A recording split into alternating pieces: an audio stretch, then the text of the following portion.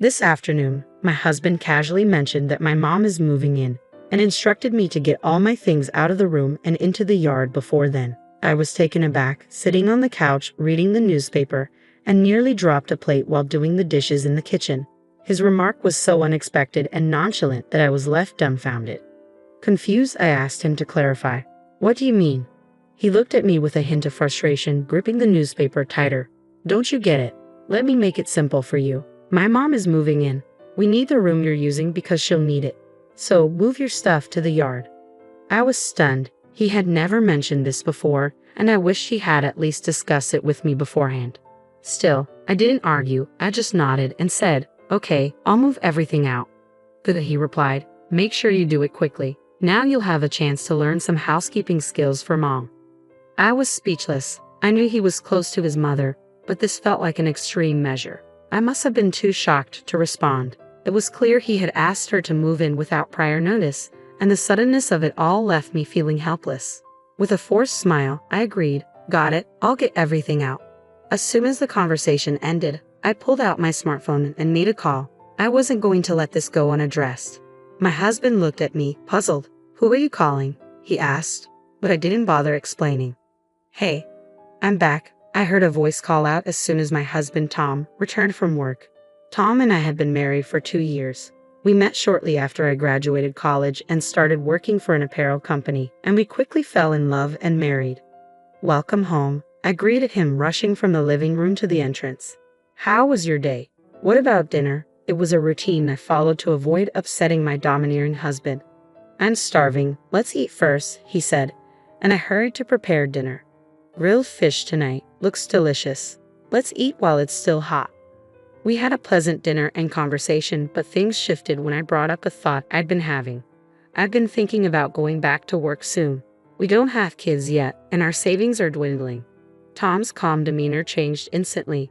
"Why would you want that?" he asked sharply. "I just think it might help if we increase the household budget a little. That way, I wouldn't need to work," I explained. "Are you saying my income isn't enough?" he snapped. "That's not what I meant at all," I defended. "I'm just suggesting that if the budget were slightly better, I wouldn't need to go back to work." Tom responded curtly, "I give you $250 every month. Isn't that enough?" I had always intended to continue working, but the conversation took a turn I hadn't anticipated. Before we got married, I had made it clear to my husband that I wanted to have children. He didn't agree, preferring that I focus on staying home. The monthly allowance he provided was just $250, which was unrealistic even though we lived in a house inherited from my late grandfather with no mortgage. $250 a month for 2 people was barely enough to cover the basics. I couldn't help but blurt out my frustration. "We can't live on that." Instantly, I clamped my hand over my mouth. But the damage was done. He reacted with anger, shouting, "Why can't you make it work? Where is all that money going? My mom said she could manage on that much." His reaction was fueled by a sense of obligation to his mother. After losing his father in a traffic accident during middle school, he had been raised by her, and it seemed he had developed a deep reliance on her opinions. To him, her word was law, and he expected me to follow it as well. I too had lost a parent, my father, when I was in high school, and had been raised by a single mother. But I knew that not all of her opinions were correct. I felt my appetite vanish as I said, "I'm going to bed," and watched him storm off to his room, leaving his meal untouched. The loud footsteps in the hallway seemed deliberately forceful. I questioned myself, wondering why I had married this man. Others might say I should leave him, but despite everything, I still loved him. He was usually a decent person, and I wished he would focus on our relationship rather than his mother. I silently hoped that one day he would turn away from his mother's influence and truly connect with me. With a heavy heart, I began cleaning up dinner, clinging to a faint hope. A few months later, an incident occurred that would irreparably damage our relationship. At dinner, he suddenly announced, "My mother is coming over next Saturday. Make sure you clean up properly." I was caught off guard and replied, "I haven't seen your mother in a while, so I'm a bit nervous." "She's perfect, so just remember that," he said dismissively.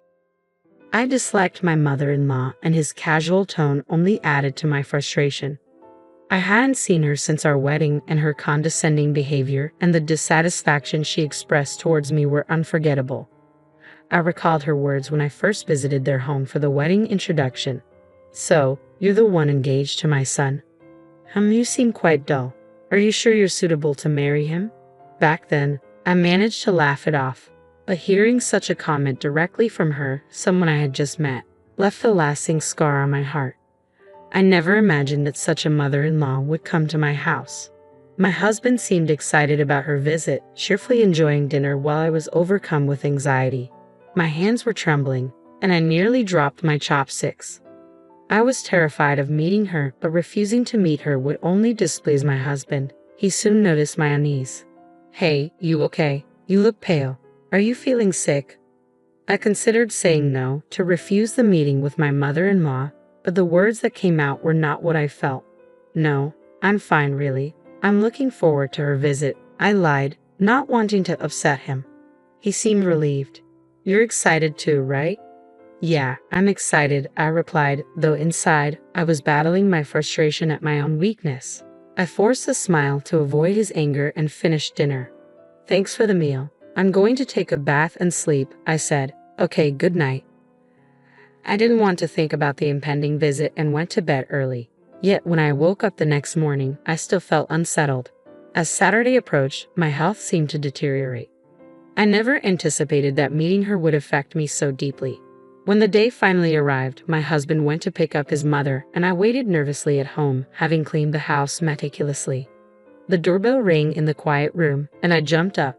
She's here, I thought, hurrying to the door. As I opened it, I was greeted with, Yasmin, it's been a while. Yes, it has been a while, I managed to reply, but as soon as I faced my mother-in-law, my heart began to pound, and I could feel a tightness in my chest. I was frozen, standing like a statue, until my husband, who had followed behind, prompted me. What are you doing, Yasmin? If you stand there, my mother can't get in. Please let her in. Oh, sorry, I stammered, snapping back to reality. Please come in. I finally led my mother-in-law inside, my heart racing with anxiety about what she might say. The hallway leading to the living room, though short, felt endless. To my surprise, she didn't make any harsh comments as she followed me into the living room.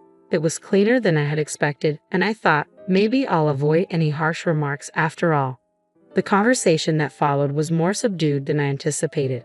About 3 hours into her visit, the topic of my husband came up. You know, she said, I was surprised you asked Tom to give you more for living expenses. I didn't ask for more, I corrected. I just mentioned that I needed a bit extra. There's a difference. Her eyes shifted towards Tom for confirmation. That's not what Tom told me, she said, clearly seeking his support. We had indeed discussed the issue a few months ago, but I had never demanded anything. Really, Mom, it's terrible, Tom interjected. I've been giving her money every month. I can't believe this. His words hit me like a shockwave. Was he trying to curry favor with his mother? Tom says the same, she continued. You don't even have a mortgage. How much are you getting for living expenses? $250 a month, I said. Even you should understand that's not enough. You've managed a household budget and raised children yourself. You know how difficult it is to live on such a small amount. I was confident she would understand, but her reaction was unexpected. $250? You're getting that much and still asking for more? Where is all the money going? Food and daily necessities, I explained. I don't waste money. The utility bills alone are more than $250, so I've been using my savings. But like Tom, my mother-in-law wasn't sympathetic. You could manage with a bit more savings. You need to be more resourceful. Ideally, I'd be there to guide you on the right way. The suggestion was clear. Living with her was out of the question. I responded with a forced smile. Maybe you're right. I'll try to be more resourceful.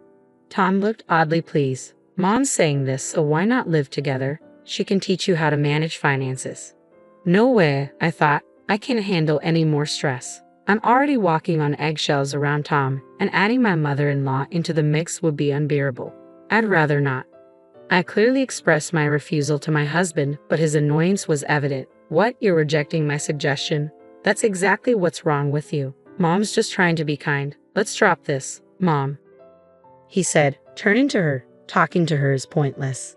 Let's go. He stood up, and together with my mother-in-law, they left the living room. Once they were gone, I felt drained and overwhelmed. My husband, A stable salaried worker earning around $2,000 a month shouldn't find a slight increase in living expenses problematic.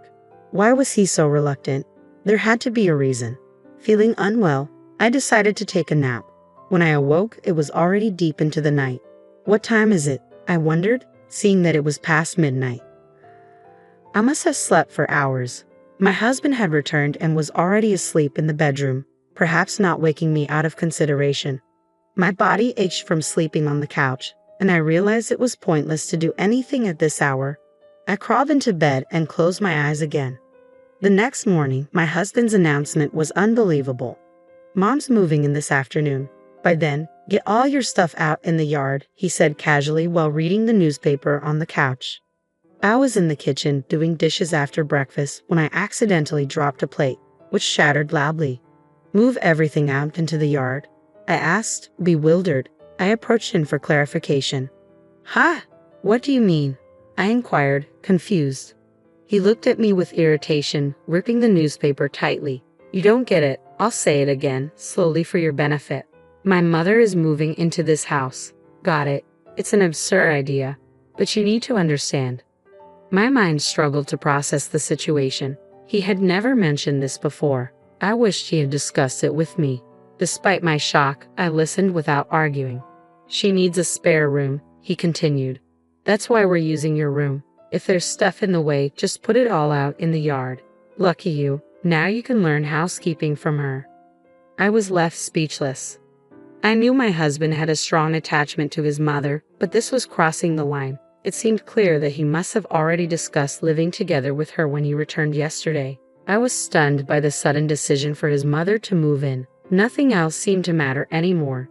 "Fine, I'll put everything out," I said, barely containing my frustration. "Got it. Make sure you do it right." The moment our conversation ended, I pulled out my phone and made a call. I wasn't going to let this go without a response. My husband looked at me, puzzled. "Who are you calling?" he asked, but I ignored him. I meant what I said. I would move everything out, but I didn't want to live with a mama's boy any longer. If his mother was that important, they could be together. My anger had turned into a deep resentment. "Yes, that's right, including the land." "Yes, please," I continued, speaking to the real estate agent. My husband's voice grew louder and more impatient as he shouted, "Are you even listening? Stop making calls on your own." I continued talking, undisturbed. This house, inherited from my grandfather, was now my property, and I had the right to do whatever I wished with it. If my husband and mother-in-law were making unilateral decisions, so could I. After ending the call, I finally turned to my husband. "Stop it. You're being so noisy. Can't you see I'm on the phone? It's incredibly rude." "What kind of way is that to talk to your husband?" he snapped back, clearly annoyed. "I can't stand this any longer," I retorted. "You act so superior, but you don't even contribute properly to our living expenses. How are you any better? You make nearly $2,000 a month but only give me $250. Where is the rest of the money going? Are you having an affair or something?" His face turned red with rage. He slammed the newspaper onto the floor and grabbed me by the collar. "An affair? Don't joke about that. Why would you accuse me of that when I'm working hard every day?" Despite his anger, I remained calm. "Then why don't you contribute more to our household? If you're not doing anything wrong, there's no reason you can't. I'm not asking for all your salary, nor have I restricted your allowance." His tone softened slightly. "Well, yes, but men have their own social obligations," he said, still defensive. "I see, so you expect me to handle everything at home while you enjoy yourself outside. I'm just a convenient housekeeper to you." His grip on my collar loosened, indicating I had hit a nerve. He attempted to change the subject, but it was clear. "Anyway, my mother will be moving in today. I might increase the living expenses a bit," he said, heading back to the living room. I called after him. "That's fine, but I'm not planning to live together. If you really want to live here with your mother, I'll leave." He turned back, clearly surprised. I couldn't imagine continuing to live with him and my mother-in-law under these circumstances. Exhausted from this life, I kept my gaze cold. He noticed and approached me again. "Are you really going to leave?" "Of course. I'm leaving right away," I replied firmly. "Just wait a moment." I went to my room and returned with copies of the petition for divorce, marriage certificate, and summons from the court. I handed them to him as he slumped on the sofa. "Here, look at these. Are you sure about this?" Don't come back regretting it. I have no regrets, I said, my voice steady. Just read it carefully and respond to the court. My determination is firm. I just want to cut ties with this mama's boy as quickly as possible. From now on, I'll leave everything to my lawyer. Well, thank you for everything, I added, preparing to leave with my belongings. There's no alimony, right? I haven't done anything wrong, I asked, making sure. Sure, that works for me, he replied, relieved. To avoid any trouble later, let's agree in writing not to divide any assets. His face softened, clearly relieved not to have to pay alimony. We signed an agreement to forgo any alimony and not to divide any property. This formalized the end of our marriage. An hour later, just as I was about to leave with my packed belongings, my mother-in-law arrived. Where are you going with all that luggage? She asked. I'm leaving this house, I said. Please discuss the details with Tom. I wish you both happiness, I said with a smile, feeling a sense of liberation. The prospect of never seeing them again made my heart lighter. The world outside seemed brighter than ever. It had been a long time since I felt this clear-headed. First, I went to see my lawyer to discuss the next steps, then visited a real estate agent to arrange a new flat. I couldn't move in immediately, so I spent the week in a hotel. I hadn't heard from my ex-husband, and I figured he and his mother were probably settling into their new routine. That was until he called. Speak of the devil, I muttered, answering the phone. He sounded furious. What's this about an eviction notice? He shouted. Calm down. What's happened? I replied, brushing my teeth in the bathroom. I set the phone down to rinse my mouth, but his angry voice still reached me faintly. What are you doing? This isn't a joke, he snapped. I picked up the phone again and moved to the bedroom. You never change, always so angry, I said, but let it go. Never mind that. Answer me, he demanded. All right, the eviction notice. The house you and your mother are living in no longer belongs to anyone. That's probably why you received it, I explained. He seemed bewildered. You don't understand, so we'll explain again, I said firmly. I hold the rights to that house. It's now owned by the real estate company and is going to be sold. No way.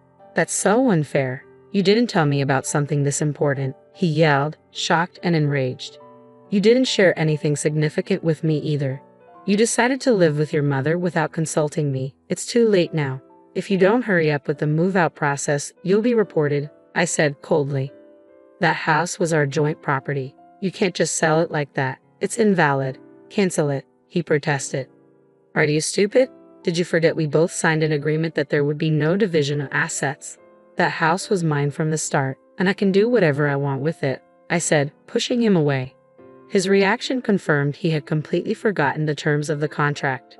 His disregard for everything related to me had worn me down. I felt a wave of disappointment as I tried to end the call. Are we done? Do you understand now? This is the last time I'm discussing this, I said, preparing to hang up. Hey, wait, we have nowhere to go if we get kicked out suddenly, he exclaimed. That's not my problem. You've been stingy all this time, so you must have plenty of money. Figure it out. Why don't you rent a flat or a house? I responded coldly before ending the call. His once assertive tone faltered, and he began stumbling over his words. I don't have any money. I don't have any savings. I can't believe it. How can an adult have no savings at all? How unplanned can he be? My indignation flared. If he'd been in front of me, I might have struck him. Really hopeless, I muttered, shaking my head. I was right to divorce you. You're old enough to have savings, yet you contributed nothing to living expenses and just squandered money. There's no way I'm helping you. His pleading only steeled my resolve. Please, just a little bit, he started. Why don't you ask your mother? That's a good idea. So goodbye, mama's boy. Don't ever contact me again. I ended the call with finality and immediately blocked his number. Why should I help someone like him? If he seriously thought he'd get aid from me, he was mistaken. After everything was settled, I lay down on the soft bed of my new place, gazed at the ceiling, and proudly gave it the middle finger. 2 weeks later, I moved into my new flat. It's smaller than my old house, but it's clean and I feel quite content. My ex-husband and his mother eventually left the house. The real estate agent informed me they resisted initially but vacated when threatened with police involvement. They had underestimated me even after the divorce. I resumed my old job, and the warm welcome from my colleagues was heartening. One day, a colleague invited me to lunch and asked, "Is it okay if I ask why you got divorced?" "Well, it's complicated," I said. "Let's talk about it over drinks sometime. But I do have a question. I haven't seen Tom around lately. What happened?" "Oh, right, you don't know," my colleague said, their expression changing. "Tom officially resigned due to distress. But the truth is, he was fired for embezzling company funds. It happened around the time you left." Embezzlement? I was stunned. How much did he embezzle? "About $220,000, my colleague replied. I was so shocked I stood up, raising my voice. The other diners turned to look at us. "Keep it down," my colleague whispered. "Sorry, but that's a huge amount." "Didn't he get caught?" "The boss wanted to handle it quietly," they explained. "Tom didn't go to the police, but if he doesn't repay the money soon, he might be reported. Those are just rumors, though. The full story isn't clear." As I processed the news, I realized it wasn't entirely surprising given his character. Always concerned with appearances and squandering money on socializing, his downfall was predictable. But it was no longer my concern. I'm still young, and I want to build a new life and find happiness with someone who truly cares for me. After talking with my colleague, my resolve to move forward only strengthened.